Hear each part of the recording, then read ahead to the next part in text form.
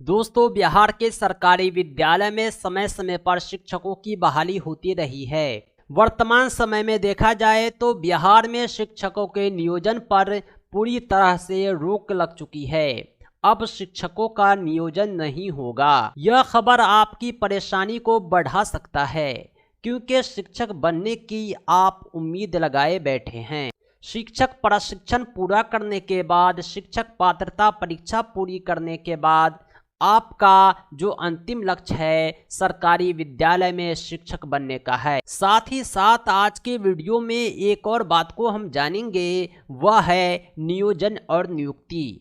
नियोजन क्या होता है, नियुक्ति क्या होता है, दोनों में अंतर क्या है, क्योंकि इसी आधार पर हम आगे की बात करेंगे। दोस्तों, 2003 में बिहार में बड़े पैमाने पर शिक्षकों की बहाली होती है। इन शिक्षकों को शिक्षा मित्र का नाम दिया गया था। इनकी जो बहाली हुई थी केवल और केवल 11 महीने के लिए हुई थी, एक अनुबंध के आधार पर। 11 महीने के बाद इनकी सेवा को पुनः 11 महीने के लिए विस्तारित किया गया था। इसी प्रकार इनका विस्तार हर 11 महीना पर होता रहा।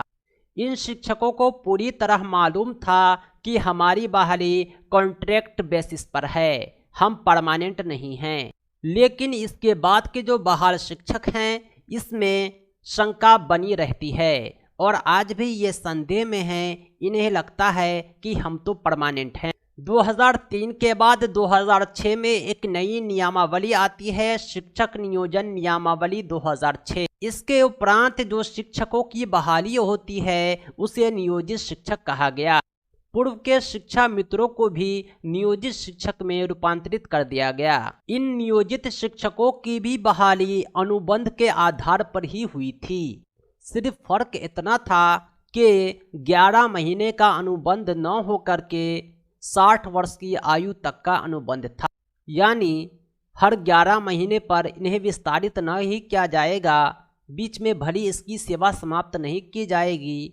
60 वर्ष पूरा होने पर इसे रिटायरमेंट दिया जाएगा और ये नियमित न होकर नियोजित कहलाएंगे, क्योंकि स्थानीय निकाय द्वारा कॉन्ट्रैक्ट बेसिस पर इसकी बहाली की गई है, ये परमानेंट नहीं है। 2006 के बाद 2022 तक जितने भी शिक्षकों की बहाली हुई है, सब के सब नियोजित शिक्षक हैं। वर्तमान में बिहार में 4.5 लाख से अधिक नियोजित शिक्षक हैं। नियोजित शिक्षक होने की वजह से ही इसे नियत वेतन दिया जाता रहा है। यह राज्य सरकार के परमानेंट कर्मी नहीं माने जाते हैं। इन्हें राज्यकर्मी का दर्जा नहीं है। इन्हें बहुत सारी सुविधाओं से वंचित रखा गया है जो एक परमानेंट कर्मी को मिला करते हैं, जो वर्तमान में राज्यकर्मी को मिल रहे हैं।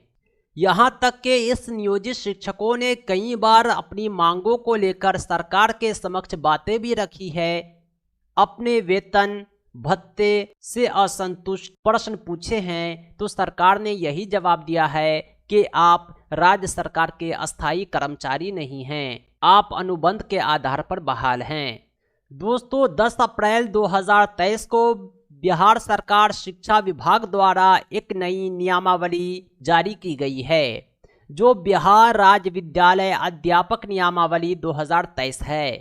इस नियमावली के उपरांत बिहार में शिक्षकों का नियोजन नहीं होगा। अब शिक्षकों की नियुक्ति होगी। जो भी शिक्षक बहाल होंगे वह नियोजित नहीं बल्कि नियमित शिक्षक कहलाएंगे। ये शिक्षक बिहार सरकार के राज्यकर्मी होंगे। इन्हें वे सभी सुविधाएं दी जाएगी जो एक राज्यकर्मी को दी जाती है। इनके वेतन भी अधिक होंगे, लेकिन इन शिक्षकों की भर्ती प्रक्रिया भी अलग होगी। इसकी योग्यता क्या है, इन शिक्षकों के नियुक्ति की प्रक्रिया क्या है, सारी जानकारी हम एक अलग वीडियो में दे रखे हैं, जिसे आप इस वीडियो के डिस्क्रिप्शन में प्राप्त कर सकते हैं। हालांकि इससे पहले भी बिहार में नियमित शिक्षकों की बहाली हो चुकी है। 1994 और 1999 में जो शिक्षकों की बहाली हुई थी वह नियमित शिक्षकों की बहाली हुई थी। उस समय भी भर्ती प्रक्रिया का आयोजन बीपीएससी द्वारा ही किया गया था। आगामी शिक्षक भर्ती भी जो होगा 7वें चरण की शिक्षक बहाली, वह बीपीएससी द्वारा आयोजित परीक्षा के आधार पर होगा।